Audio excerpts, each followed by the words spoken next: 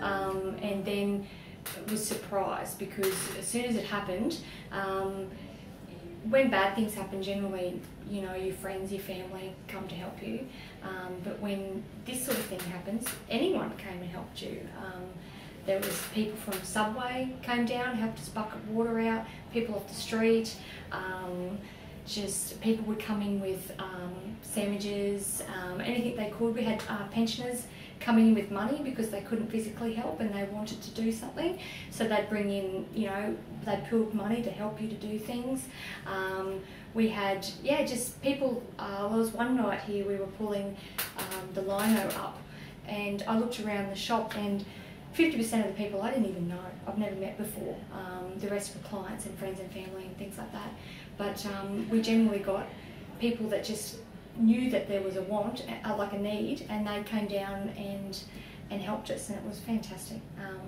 And it made me want to do the same. So when we finish here, we'd go and walk around and see if we could help other people. And I actually got to meet most of the business owners in this whole street. A lot of them I hadn't even met before, and we become quite close, and we end up having parties at the end, and become a bit more of a community afterwards. So a bad thing happened, yes, but then a good thing happened as well, because we all got to know each other and become a bit more of a community. There's a lot of books coming out with flood and horror and tragedy, and their imagery of it looking terrible and people looking sad, and I think your way of making it a little bit more positive, telling the story but making it more attractive and nicer, and tells the story and puts a more positive light on it, that it was a community, something that happened, and then that we've moved on and we've been able to document it without it being all the horror and tragedy and things like that. So I think it's positive, and it's going to beautify the CBD, which is even better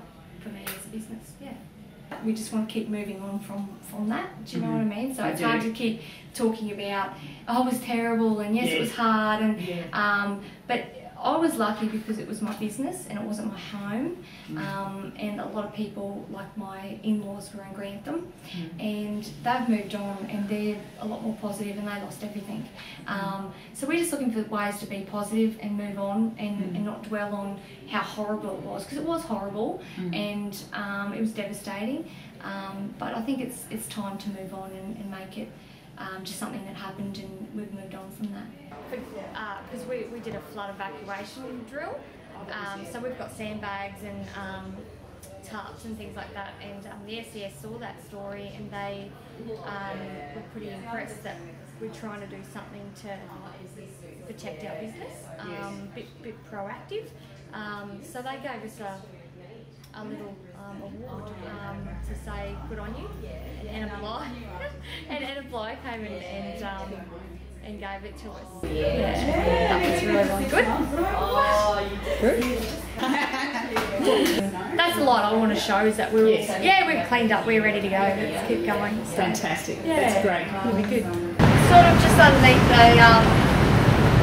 the phone number, I've got a shot. I got a photo of it. It's sort of sitting about here, and then I must have come up.